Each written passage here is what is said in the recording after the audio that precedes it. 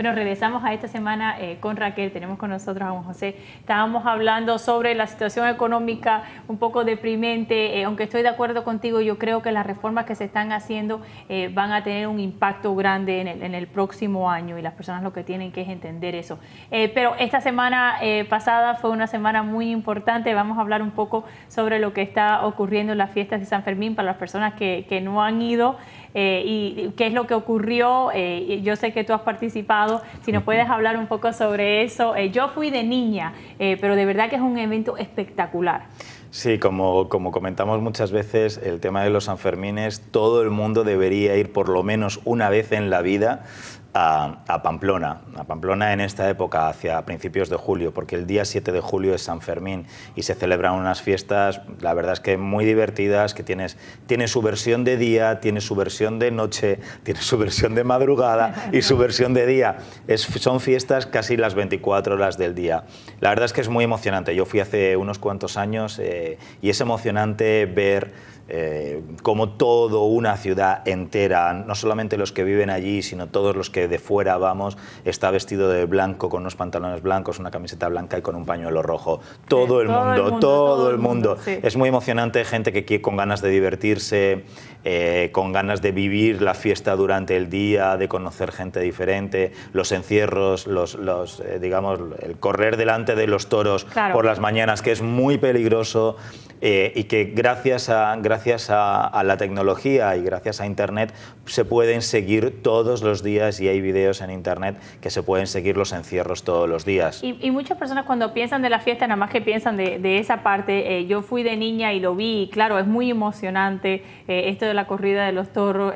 Tú y yo siempre hablamos antes de que usualmente las personas heridas son los turistas. Hay personas que de verdad que toman esto muy en serio. La gente piensa que es algo de borrachera, que las personas se ponen a correr con toros. Esto es algo muy serio. Sí, es algo muy serio, evidentemente, porque tienes como 6 toros que son monstruos enormes de grande, con unos cuernos muy grandes, con varios cabestros que son los que ayudan a que corran también los toros, y de 500, 600 kilos, es decir, 1000 y pico libras cada animal. Sí. Entonces, y que vienen corriendo a una velocidad. Y no solamente tienes que tener cuidado con los toros, sino con la cantidad de gente que hay, porque van pisando.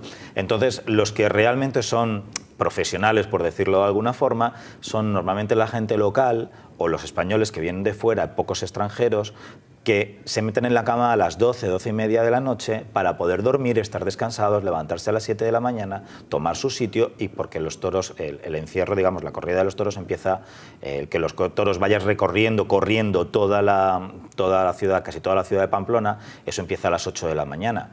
Entonces, pues tienes que estar descansado. ¿Qué ha pasado? Pues que, como siempre, hay excesos. Si eres menor de 18 años ya no puedes correr, y hay muchísima policía en todo el recorrido. Si la policía ve a alguien con ciertos síntomas o de drogas o de alcohol, lo sacan fuera. ¿Por qué? Porque ha pasado gente que, en su estado de euforia de por la noche, con el alcohol o con lo que sea, no se dan cuenta de la seriedad, y hace varios años, por ejemplo, murió un americano, un norteamericano corneado.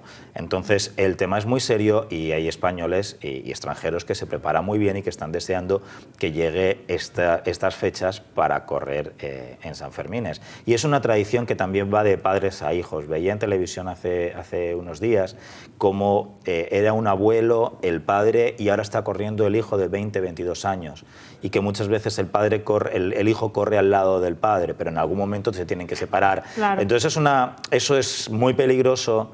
Gracias a Internet yo lo veo todos los días y no lo puedo ver en directo, son las 8 de la mañana en España, que aquí son las 2 de la madrugada, pero se puede ver, y la verdad es que el que ha vivido la fiesta, como en este caso yo la viví durante unos días hace unos cuantos años, siempre te acuerdas de eso, y siempre te acuerdas, y no se olvidará nunca la emoción, no se olvidará nunca el compañerismo, el hacer amistades, el hablar con la gente, estar en un sitio tomando algo y hablar con el de al lado y hacerte amigos, y te invitan a sus planes, no, venir a un sitio, venir al otro.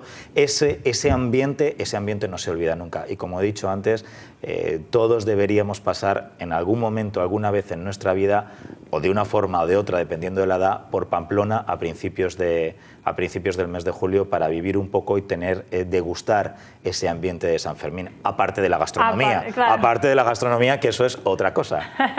Yo fui de niña, pero te voy a decir que aunque era una niña, de verdad que se disfruta y es un ambiente tan acogedor. Eso de que las personas se conocen, están hablando, se invitan, es una realidad. Muchas personas piensan que es solamente lo de los toros. No, claro, No. lo de los toros es una parte importante, pero son muchas diferentes actividades que están ocurriendo a la misma vez y de verdad, Pamplona es tan lindo, las personas tan acogedoras y es un momento donde de verdad que se disfruta ser español, ¿no? De verdad que lo disfrutan a todo dar y es muy bonito. Bueno, vamos de eso al verano. Quería hablar contigo un poco sobre la educación, porque nunca tenemos tiempo de hablar sobre este tema tú y yo, pero mencionaste en la primera parte cuando estábamos hablando de la economía, la gran educación que hay en España y te voy a decir, eso es una de las cosas que siempre se ha dicho de un punto de vista internacional, ¿no? Aquí en los Estados Unidos tenemos lo que se llama el programa APIB, que es un programa que el modelo es el modelo europeo.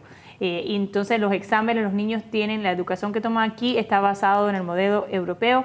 Los exámenes que toman en Europa es donde deciden si pasaron o no pasaron y lo que es un sistema donde se pueden graduar aquí y asistir a una universidad en Europa. Claro, el sistema universitario es un poco diferente. Sí. Yo cuando me gradué aquí, apliqué a Salamanca, hubiera entrado a estudiar leyes directamente. Allá no ocurre lo de aquí, de los 4 años, algunos niños toman 5 para tomar esta clase y la otra, determinar qué es lo que quiere. Y en Salamanca hay veces que una carrera de 4 o 5 años tienes esa sonrisa por saber por lo que estoy hablando. Sí, no es verdad. En Salamanca la gente tarda 6 o 7 años porque Salamanca tiene también muy buen ambiente estudiantil y nocturno, entonces la gente como que se retrasa un poquito más. Algunos, hay mucho que hacer. Algunos se retrasan un poquito más. Hay mucho que hacer, hay mucho que hacer. Y yo de verdad que tuve el privilegio cuando estaba estudiando leyes aquí de estudiar en el Escorial, un poco diferente, un lugar muy tranquilo, con mucha historia, no la pachanga que había en Salamanca, pero yo decidí ir a la universidad aquí en vez de estudiar leyes allá, pero una de las cosas que ocurre, cómo funciona el sistema en España, es que se gradúan antes de lo que se gradúan aquí, aunque algunos toman un poco más de tiempo, pero cuando hablamos de las edades, aquí, en España se gradúan un poco antes que aquí y usualmente más profesionales que aquí, porque muchos niños aquí no terminan, cuando terminan los 4 años no necesariamente van a lo que es más allá, o sacar un master's o un PhD. España un poco diferente, pero tienen que decidir muy temprano qué es lo que van a estudiar. Y eso, claro, yo creo que es importante, pero también tiene que ver con la madurez del niño. Pero en todos los países se están hablando de reformas educativas, no es solamente en los Estados Unidos. Yo creo que con los cambios a la economía han venido este interés en las reformas educativas y en España se está hablando de lo mismo cuando hablamos de los más pequeños, ¿no? Sí, evidentemente. Uno de los problemas grandes que yo le veo desde mi punto de vista, le veo a lo que es la situación en España, es que cada gobierno un partido llega al gobierno y deroga la ley de educación anterior o la cambia y pone su ley de educación. Esto a futuro no tiene ninguna continuidad porque influye directamente en la educación de los niños que hoy en día están en los colegios. Yo creo, y el Partido Popular así se lo ha hecho saber al Partido Socialista, habría que alcanzar un amplio consenso entre los dos principales partidos, que son los dos que normalmente van a gobernar, que es el Partido Popular, que es de derechas, o el Partido Socialista, que es de izquierdas, llegar a un consenso para no tocar hacer una ley de educación que esté cuadrada con los dos sentimientos, con los dos partidos, pero no tocarla por las próximas 2 o 3 legislaturas, por los próximos 8 o 12 años. Claro. Porque ahora el problema es que cada 4 años el Partido Popular gobernó con José María Aznar, llegó Zapatero y cambió las leyes de educación.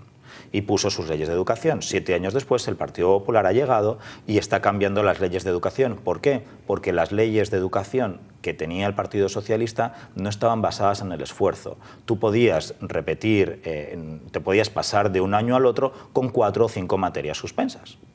Y no es la ley del esfuerzo. Claro. A los profesores se les quitó autoridad, a los niños se les dio más autoridad, etcétera, etcétera. Entonces, como fruto y resultado de esa mala política educativa del gobierno español de Zapatero durante los últimos 7 años, están los llamados informes PISA. El informe PISA es un informe que hace la Unión Europea que dice en qué nivel educativo está cada uno de los países de la Unión Europea, y en esos informes que se hacen anualmente se está viendo que los estudiantes españoles cada vez están más abajo en la lista. Es decir, ha caído la calidad de la educación española, que como tú muy bien decías, y tradicionalmente estaba en buenos niveles, pero yo ahora, por ejemplo, pues yo tengo niñas pequeñas y tengo sobrinas de la misma edad en España, y lo que sabe mi hija aquí con 5 años, mi sobrina de 5 años en España, que va a un colegio privado y que va a un colegio muy bueno, todavía no está a ese nivel.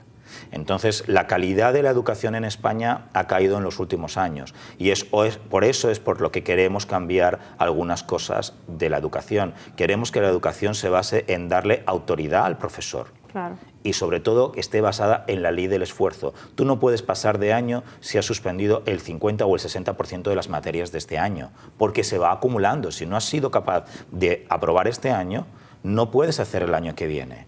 Y eso en la ley anterior del gobierno de izquierdas, del gobierno de Zapatero, sí estaba pasando. Y esos son uno de los cambios que va a haber en la ley de educación. Pero aún así, yo creo que la educación en España tiene que llegarse a un amplio consenso entre los dos partidos y no cambiar las leyes o por un partido o por el otro, no cambiar las leyes cada 4 años. Claro. Interesantemente, aquí de un punto de vista nacional se está hablando de lo mismo, empezando con No Child Left Behind. Lo que va a ocurrir en el año 2014 es que va a existir la ley cambia para que todos los estados tengan que enseñar lo mismo. Claro. Por eso mismo, porque los diferentes cambios estatales, por ejemplo, en el estado de la Florida, todos los años se cambiaba el FCAT, se cambiaba lo que tenían que enseñar, entonces no había manera de medir qué es lo que estaba haciendo un niño comparado a otro estado. Entonces, cuando hablamos de lo que se llama Common Core, es lo que va a empezar en el año 2014, vamos a hablar sobre eso, uno de estos programas, porque va a costar mucho dinero, pero es un movimiento nacional, y también quieren que participen las escuelas privadas, que es otro componente para poder decir, bueno, todos los niños en las escuelas públicas y en las escuelas privadas en todos los estados de los Estados Unidos están aprendiendo la misma materia. Entonces no va a haber una gran diferencia si estás en el estado de la Florida o estás en el estado de California. Van a haber algunas variaciones basadas en la historia y cívica, algunas cosas así que se puede tener un poco de flexibilidad, pero cuando hablamos de ciencia, matemática, inglés cuando hablamos de los lenguajes, entonces va a haber una medida nacional, y parte se ha hecho porque ya estamos compitiendo de un punto de vista internacional. Claro. Y esto de la educación ya no es solamente qué es lo que están aprendiendo en la Florida, pero dijiste que España, y es verdad, de un punto de vista de las naciones europeas ha bajado, pero no tanto como ha bajado los Estados Unidos. Los Estados Unidos en los últimos 7 años ha tenido una decadencia educacional increíble. El país que era el número 2, el número 3 internacionalmente, ahora ni vamos a decir dónde están porque de verdad que es bochornoso. Pero gracias por estar con nosotros y hablar sobre estos temas. Siempre es un placer, Juan José. El placer siempre es mío y lo sabes. Bueno, gracias. quédense en sintonía. Regresamos en un momento con el alcalde Tomás Regalado.